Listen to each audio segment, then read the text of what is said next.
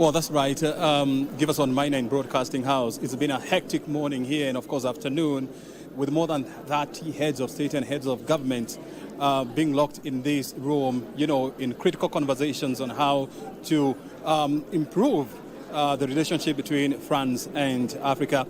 The morning started quite well with opening speeches, and of course now what is happening inside here, we are having what we call closed-door bilaterals. This is between France and Africa.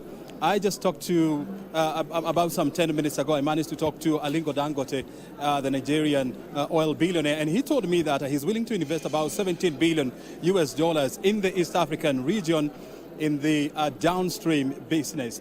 I also managed to talk to the United Nations Secretary General Antonio Guterres, and he says the conversations taking place here are very critical in driving the agenda of Africa forward, and especially on climate change. I am with Dunta Mukami, my colleague. She has also been here the whole day, and of course she was watching closely what was happening in the plenary, and now she's about to take us through what exactly transpired in the plenary. Dunta.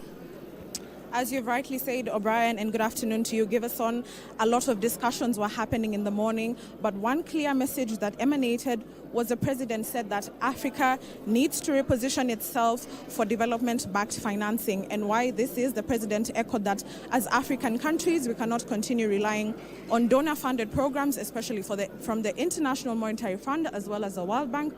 And therefore, the president was calling for increased private sector partnerships to enable African countries commit to that. Key among the discussions that continued were about access to energy green transition, because remember, Kenya is one of the biggest champions in renewable energy. And the president underscored the need for backed up investment in that area.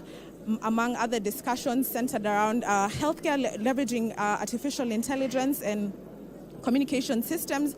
And remember, the most important thing that we're looking out for this coming afternoon is the adoption of the Nairobi Declaration, where we'll be seeing heads of state come together to agree on different agendas on some of the key themes of this summit, which have been transitioning into green spaces, agriculture, artificial intelligence, among many, many other stories. Giverson, I will be giving you more updates even as we get back to you. Thank you for being with us.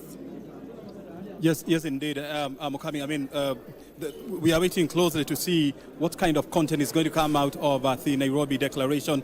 But remember, President William Ruto has already said that part of the issues to be discussed, or some of the issues to be captured here, includes how Africa and France are going to move forward when it comes to restructuring the global financial system, and he has been a champion for that. And of course, how to reform the United Nations, what we are calling the UN 2.0.